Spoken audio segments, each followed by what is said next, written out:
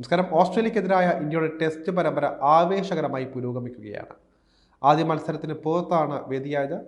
മത്സരത്തിൽ ഇന്ത്യ ഓസീസിനെ ഞെട്ടിച്ച തകർപ്പൻ ജയവും നേടിയിരുന്നു. എന്നാൽ രണ്ടാം മത്സരം അഡ്ലൈഡിൽ പിങ്ക് ബോളിനാണ് നടന്നത്. ഇന്ത്യക്ക് 10 വിക്കറ്റിന്റെ നാണം കെട്ട തോൽവിയായിരുന്നു ഈ മത്സരത്തിൽ നേരിടേണ്ടി വന്നത്. ഇനിയുള്ള 3 മത്സരങ്ങളിലും ഇന്ത്യക്ക് ജയം നേടാനാകാത്ത പക്ഷം ലോക ടെസ്റ്റ് ചാമ്പ്യൻഷിപ്പ് ഫൈനലിൽ നിന്ന് തഴയപ്പെടാനുള്ള സാധ്യതകളാണ് വരുന്നത്. ഇത്തരമൊരവസ്ഥയിലേക്ക് ടീം പോയാൽ വലിയ അഴിച്ചുപണിയിലേക്ക് ഇന്ത്യ പോകേണ്ടതായും വരും. ഫോം വിലയിരുത്തി പല സീനിയർ താരങ്ങളെ ഇന്ത്യ പുറത്താക്കാനും ചില താരങ്ങളെ ടീമിലേക്ക് കൊണ്ടുവരാനും പദ്ധതിയിടും.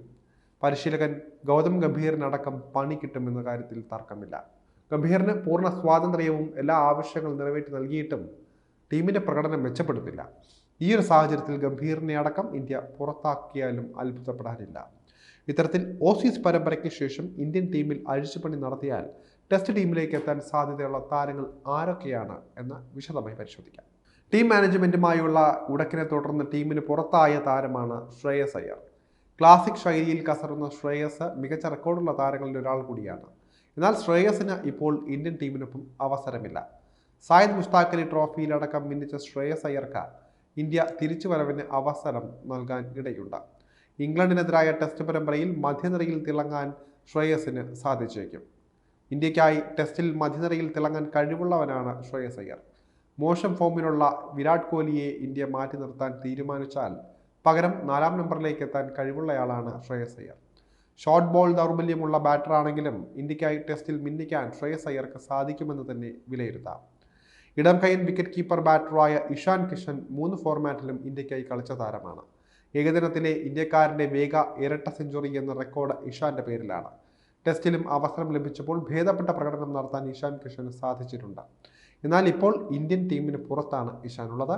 3 ഫോർമാറ്റിലും ഒരുപോലെ മികവ് കാട്ടാൻ ശേഷിയുള്ള ഇഷാന് ഇന്ത്യൻ ടെസ്റ്റ് ടീമിലേക്ക് വിളി ലഭിച്ചേക്കും. അതിവേഗത്തിൽ റൺസ് ഉയർത്താൻ ശേഷിയുള്ള ഇഷാൻ പെട്ടെന്ന് ഇമ്പാക്ട് സൃഷ്ടിക്കുന്ന ബാറ്റർ കൂടിയാണ്. അതുകൊണ്ട് തന്നെ ഇഷാനെ ഇന്ത്യ തിരികെ വിളിക്കാൻ സാധ്യതയുണ്ട്. സർഫറാസ് ഖാന്റെ കാര്യത്തിൽ ടീം മാനേജ്മെന്റ് എന്ത് നിലപാട് സ്വീകരിക്കും എന്നതാണ് കണ്ടറിയേണ്ട മറ്റൊരു കാര്യം. ഇന്ത്യയുടെ ടെസ്റ്റ് ടീമിലേക്ക് ഋതുരാജ് ഗെയ്ക്വാദിനെ കൂടുതൽ പരിഗണിക്കാൻ സാധ്യതയുണ്ട്. രോഹിത് ശർമ്മ വിരമിക്കലിന്റെ പടിവാതിൽക്കലാണ് എന്ന് തന്നെ പറയേണ്ടിയിരിക്കുന്നു. മാത്രമല്ല ഒരുപാട് വിമർശനങ്ങൾ കേട്ടുകൊണ്ടിരിക്കുകയാണ്. ഫോമില്ലായ്മയെല്ലാം തന്നെ അദ്ദേഹത്തെ അലട്ടുന്നുമുണ്ട്. ഓസീസ് പര്യടനത്തിന് ശേഷം ഇന്ത്യ ടീമിൽ നിന്ന് മാറ്റാൻ സാധ്യതയുണ്ട് രോഹിത്തിനെ. ഈ ഒരു സാഹചര്യത്തിൽ ഇന്ത്യ ഋതുരാജിനെ വലം കൈയ്യൻ ഓപ്പണർ റോളിലേക്ക് വളർത്താൻ ശ്രമിച്ചേക്കും. ക്ലാസിക് ശൈലിയിൽ റൺസ് ഉയർത്താൻ കഴിവുള്ള താരം തന്നെയാണ് ഋതുരാജ് ഗെയ്ക്വാദ്. ആഭ്യന്തര ക്രിക്കറ്റിൽ തരക്കേടില്ലാത്ത പ്രകടനം അദ്ദേഹം നടത്തി വരുന്നുമുണ്ട്. സായ് സുദർശനും കൂടുതൽ അവസരം ലഭിക്കാൻ സാധ്യതയുണ്ട്. ആഭ്യന്തര ക്രിക്കറ്റിൽ മിന്നിക്കുന്ന സായ് ഇന്ത്യ എ ടീമിനൊപ്പം ഓസ്ട്രേലിയയിലും മികവ് കാട്ടിയിരുന്നു.